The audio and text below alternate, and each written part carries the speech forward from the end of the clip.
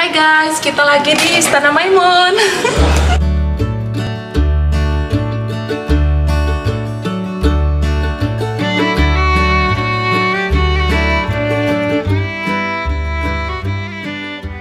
Hai guys, selamat datang di video YouTube aku Majua. Kali ini aku lagi berada di Istana Maimun, tepatnya berada di Medan. Nah, bagi teman-teman yang berkunjung ke Medan, jangan lupa singgah ke Istana Maimun karena Istana Maimun merupakan salah satu ikonnya Medan. Nah, kira-kira ada apa aja ya di dalam? Yuk sama-sama kita lihat. Let's go.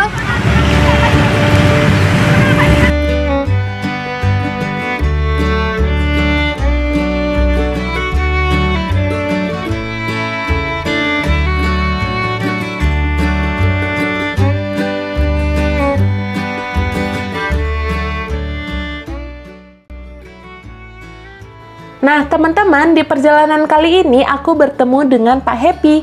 Beliau menjelaskan tentang sejarah singkat Istana Maimun hingga Sultan yang masih menjabat sampai sekarang. Dan tanpa berlama-lama lagi, yuk kita simak penjelasan dari Pak Happy.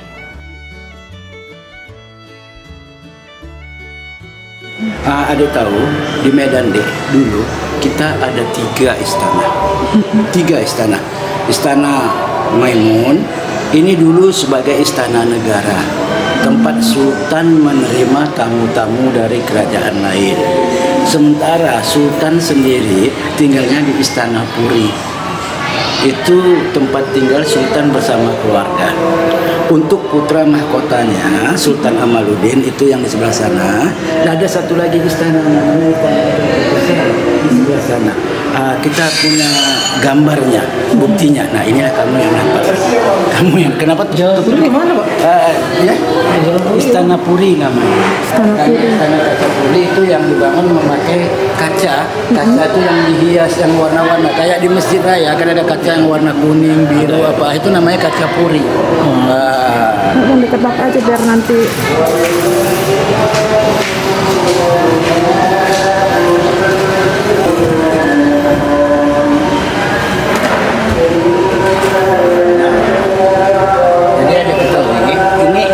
Maimun 1888.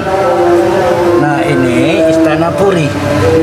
Istana yang dibangun oleh Sultan Mahmud Ar-Rasyid sebagai tempat tinggal Sultan dan keluarganya. Nah, ini dia.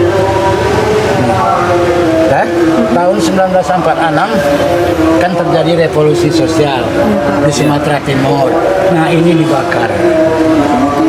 Berarti nggak ada lagi lah? Nggak ada lagi, tunggulnya pun nggak ada. Jadi ini mana sekarang lokasinya ini Yuki Simpang Raya. Terus sampai ke samping sana, sampai ke sana hotel apa itu, teruslah ke belakang sana sampai Hotel Melati. Nah ini, yang ini Istana Tunku Besar. Nah jadi dulu di Medan 3 istana. Nah ini, yang ini. Jadi ini fungsinya dulu sebagai tempat. Ini Masjid Raya, Pak? Ini Masjid Raya Labuhan Deli. Oh, yang di apa? Di Labuhan. Jadi sebelum di sini dulu, ya kerajaan ini pusatnya di Labuhan. Jadi pada masa Sultan ke-9 lah yang dipindahkan kemarin. Kalau inilah kantor kerapatan. Ini dulu lokasinya di samping BPN, termasuk BPN. BPN ini? Iya.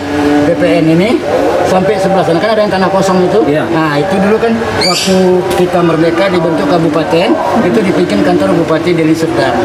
Kemudian kantor Bupati Deli Serdang pindah ke Pakam. Nah jadi itu terbengkalai kosong begitu karena ya kita nggak tahu status tanahnya, mungkin milik ini. Nah, kan ada tanah kosong gitu. Iya. Sedangkan kalau di kota kan biasanya nggak dipakai itu apa, tapi karena mungkin ada masalah. Ini adalah simbol kebesaran kerajaan Melayu Delhi. Jadi kalau itu kan ada payung 3, kalau kanan kiri ini lambang kerajaan Melayu Delhi. Ya, kalau payung 3 itu payung khusus dipakai untuk raja. Jadi kalau raja kemana-mana dia selalu dipayungi dengan payung 3 itu dengan didampingi oleh penjawat namanya. Itu memakai senjata tombak berambu ini. Tapi kalau yang aslinya sih bukan kayu, besi. Cuma ini kan duplikatnya. Nanti kalau besi bahaya pula. Dan 2 warna, kuning, hitam. Sama hitam. Kalau hitam ini untuk komandannya.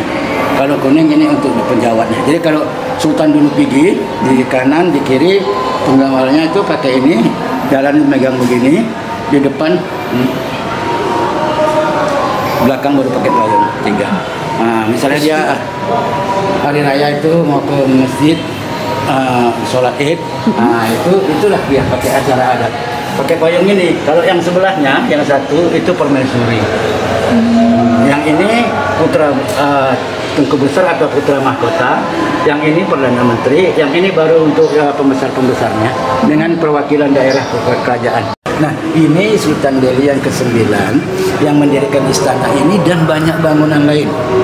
Dia bangun istana ini, peletakan batu persamanya 26 Agustus 1888, kemudian siap 1891, 3 tahun. Baru dia bangun Masjid Raya Al-Mansur. Itu Masjid Raya yang di depan sana. Berarti terhubung juga ya? Iya, dulunya satu area. Itu dibangun 1906. Selesai. Ya? Terowongan yang menembus ke sana? Enggak ada. Enggak ada lagi, udah ditutup. Nah, karena bukan apa. Maaf ya, kita nggak bisa nyalahkan siapa-siapa. Mungkin juga dari dulu tentunya nggak tahu. Itu kan dibuat gorong-gorong, buat paret, buat apa di bawah itu. Jadi udah masuk air, udah apa gitu. Jadi nggak ada ya. Jadi udah ditutup. Masjid Raya itu kan tinggi dia. Kan tinggi dia itu. Nah, menimbunnya itu diambil tanah dari depan Masjid Raya, depan sebelah kiri. Siap Masjid Raya itu 1906. Jadi bekas galiannya ini dibikinlah kolam Delhi, Taman Sri Delhi itu. Jadi dimanfaatkan ya yang di tanah bekas Korea ini jadi bikin kolam, Taman Sri Delhi itu nama dibikin taman. Itu untuk raja menunggu waktu sholat atau putri-putri raja. Disitulah dia main-main. Itu satu komplek ya, dulu satu komplek. Nah, ini kan kaca ini kan ruangan namanya Baleron Sri. Ini bukan untuk berhias kacanya. Jadi kalau ini ruangan khusus untuk acara pesta perkawinan keluarga, pengangkatan raja dan lain sebagainya. Tapi kalau ada kaca kanan kiri, kaca ini gunanya ini kalau dulu namanya monitor kontrol keamanan. Jadi kalau istilah sekarangnya CCTV. Jadi misalnya begini Mbak ya, Mbaknya sama Masnya coba di samping saya. Di samping saya sini, oke. Nah, lihat ke kaca itu. Mana yang kelihatan? Itu lukisan itu. No. Kaca. Ujung pandang Iya, akhir. kaca yang sana ya. Itu kan pintu yang di belakang. Jadi kalau ada orang masuk dari belakang, cuma lihat dari sini aja udah kelihatan. Tinggal panggil pengawalnya di belakang, kejar, ditangkap. Kaca yang sana itu yang di sebelah kanan. Iya, benar. Itu bisa digunakan melalui kaca aja. Jadi zaman dulu juga sudah ada CCTV tapi secara manual ya. Jadi inilah gunanya kaca. Jadi kalau yang atas ini lagi yang bolong-bolong itu ini untuk ventilasi udara. Jadi kalau kalian lihat dari luar, ini istana macam 3 tingkat. Iya, padahal sebenarnya Cuma enggak kan? 2 aja, jadi sama lantai dasar bawah ya. Yang lantai dasar bawah ini? Tempat tinggal. Gitu. Ini semua seluruh istana ini ada 30 kamar. Di kanan, di kiri, di atas ini dan di bawah. Jadi kalau yang di kanan, di kiri ini dulu tempat tinggal Sultan bersama istrinya. Jadi kan maaf ya, istri Sultan kan ada sampai 2, 3 gitu. Jadi istri tuanya sebelah sana, istri nomor 2-nya sana begitu. Jadi dipisahkan oleh ruangan ini gitu. Nah, jadi kalau lantai yang atas ini itu tidak ada apapun khusus untuk ventilasi udara. Jadi di atas itu kan kamu lihat kalau di sini kan ada jendela, ada pintu. Kalau di atas kan cuma kisi-kisi aja. Kisi-kisi itulah yang masukkan udara ke dalam ini. Nah, jadi makanya sirkulasi di dalam ini udaranya fresh. Nah, yang kedua juga segar kan, anginnya ada apa gitu udah dari yang hitam-hitam ini. Karena syarat menjadi raja itu bukan harus anak yang tua jadi raja, enggak. Harus memiliki 3 syarat. Pertama, sehat. Jasmani. Semua. Jasmani, rohani semua. Maaf, cacat sedikit aja seperti misalnya juling, enggak boleh. Karena itu nanti jadi bahan bulian. Kalau anak sekarang bilang bahan bulian, dibully gitu. Iya, benar. Dari mana kok? Dari istana. Istana mana? Istana raja. Raja yang juling itu ya? Kan? Makanya nggak boleh. Nah, apalagi yang agak fatal seperti pincang, budak dan lain sebagainya. Yang kedua, taat menjalankan syariat agama Islam. Karena ini kerajaan Islam. Jadi anak raja dia sehat, tapi kalau suka minum, judi, nggak boleh. Macam mana memimpin kerajaan sementara memimpin dirinya sendiri nggak bisa. Yang ketiga, memiliki leadership, jiwa kepemimpinan. Nah, jadi Itu yang ke-11, ini yang ke-12. Sampai sekarang, Pak? Iya, nanti. Ini yang ke-12. Ini Sultan Delhi yang ke-12 ini istrinya itu anak Raja Aceh. Kalau Sultan Anuruddin itu Sultan Osman itu istrinya ada yang anak Raja Perak Malaysia, ya. Dan ini memiliki 3 anak. Anak yang tua perempuan, ya, anak yang kedua laki-laki. Kan nggak bisa jadi raja yang perempuan, kan laki-laki. Tapi dia hobinya apanya lain. Begitu tamat SMA dia masuk akabri dengan jadi tentara dia. Maka dia jadi tentara. Ya, tentara tapi sultan. Sultan tapi tentara. Itu yang ada di Delhi ini. Nah, inilah dia.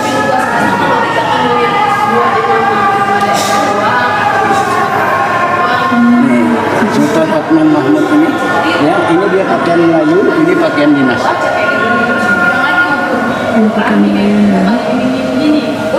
Nah, dia kawin dengan anak dari putri dari Makassar, anak dari Jenderal Basri Palaguna, Gubernur Sulawesi Selatan. Dari perkawinan itu dapat anak 2 laki-laki. Nah, tahun 2005 dia BKO di Aceh, di era masa Dom, ya. Tugas dia waktu itu di Aceh Barat, pas waktu lagi tugas di Aceh Barat, ada rapat dengan Panglima di Losmawe, naik pesawat, kemudian waktu landing pesawatnya patah, jatuh, meninggal lagi. Umurnya 39 tahun, pangkatnya letkol. Karena meninggal dalam tugas dinaikkan 1 tingkat jadi kolonel Anumerta. Nah, anaknya Mahmud Arya Manjiji namanya, kalau biasa kami panggil itu Sultan Haji. Dia ini berumur 7 tahun waktu itu. Dilantiklah dia jadi sultan. Sekarang bukan terakhir, karena tradisi itu tetap ada. Jadi seandainya mungkin dia nanti sampai umurnya, anaknya yang jadi raja lagi, anaknya yang jadi raja. Jadi di sini ada istilahnya raja mangkat, raja menanam. Jadi kalau raja meninggal, untuk mangkat kami panggil kalau untuk raja, itu disemayamkan dulu di atas itu, singgasana. Kemudian dipilih raja yang baru. Kalau di daerah lain kan enggak, dikebumikan dulu, baru setelah 40 hari baru dipilih, baru dilantik. Kalau di sini enggak, raja mangkat, raja menanam. Baru di situ rapat datuk 4 suku atau datuk kepala perwakilan di antara anak-anak raja ini mana yang bagus, yang cocok untuk jadi raja. Dilantik, diambil sumpahnya di depan jenazah ayandanya. Nah, jadi inilah nanti yang memimpin upacara pemakaman sultan yang meninggal.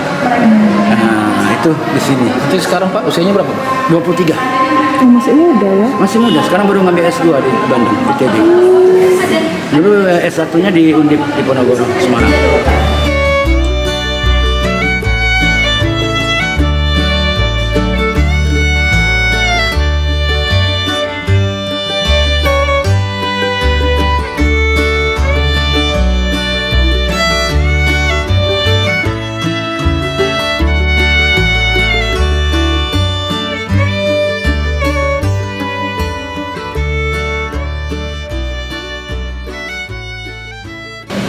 Jadi kalau ini ada satu ruangan lagi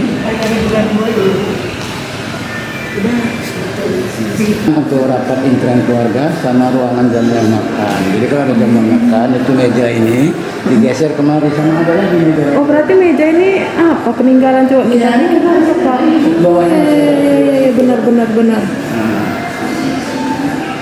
Dan ini bisa dibesarkan, bisa dipanjangkan. Iya ya. Tarik ini kan ada di bawah, naikkan ini bisa panjang deh. Jadi raja duduk di sini dengan permaisuri. Cuma karena raja yang sekarang ini belum punya istri, maka dia selalu duduk didampingi oleh ibundanya. Nah, tapi ini bukan yang asli. Ini duplikat. Jadi istana ini kanan, kiri, bawah itu masih ditinggali oleh keluarga. Jadi sebelah kanan ini sekarang yang tinggal tuh adik dari mendiang kakeknya. Kalau rajanya sendiri, kalau dia pulang kemari itu ruangannya. Dari situ terus sampai ke depan sana, panjang nih dari sini terus sampai ke depan sana, sama di depan sini lagi nanti ada kantornya kalau untuk menyimpan barang-barang kesehatan.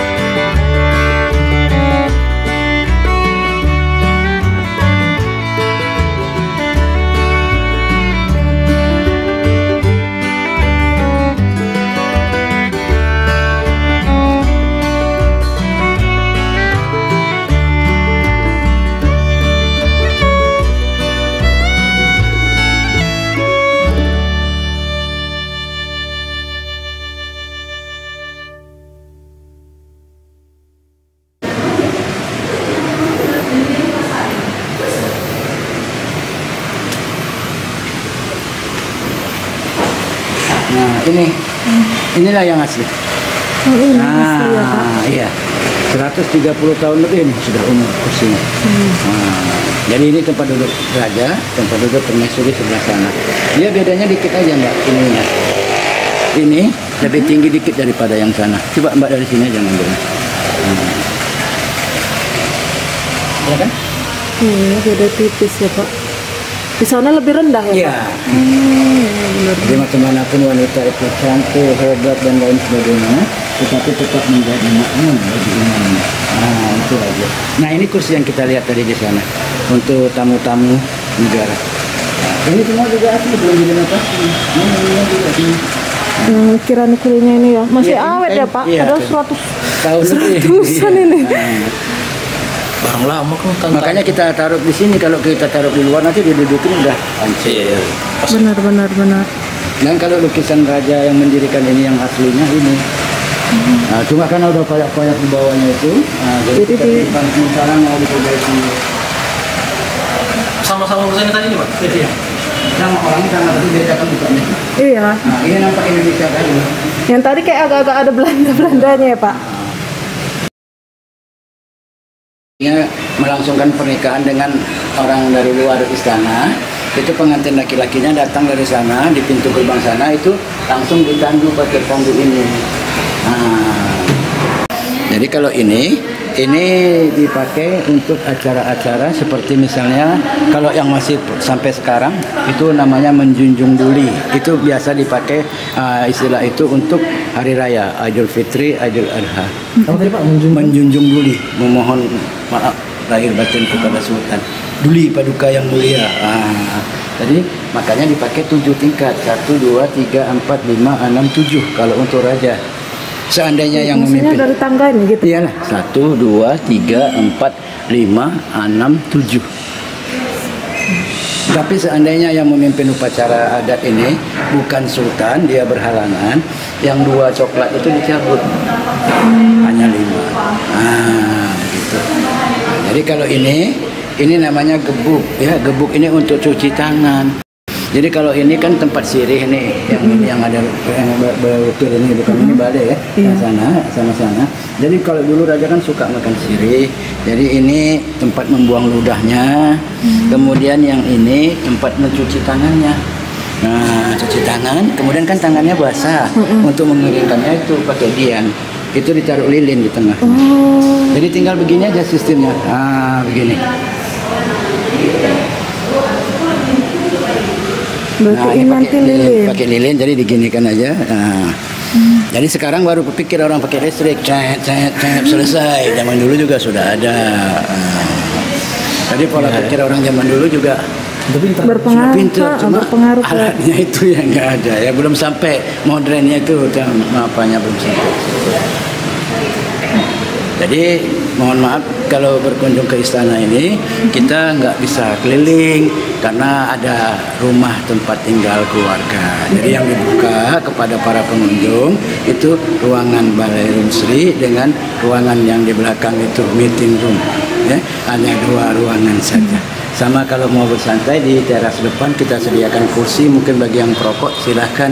Tapi kalau di dalam no smoking area. Itu ya. Jadi kalau dulu ini penjara Adik. Oh, di bawah ini penjara. Ini nih, yang bangunan hijau ini. Ini 1, 2, 3, 4 ini dulu penjara. Terus sampai ke sana. Tapi ini nggak ada pintunya ya Pak? Pintunya dari sana satu. Oh, dari sana. Penjara kan? Iya ya. Penjara mana boleh banyak pintunya. benar. Di dalam sana dari terowongan itu kita. Nah guys, sampai di sini dulu ya video YouTube aku kali ini. Sampai jumpa di video selanjutnya. Terima kasih sudah menonton. Jangan lupa like, subscribe, dan share ya. Terima kasih. Bye. Menjua-jua.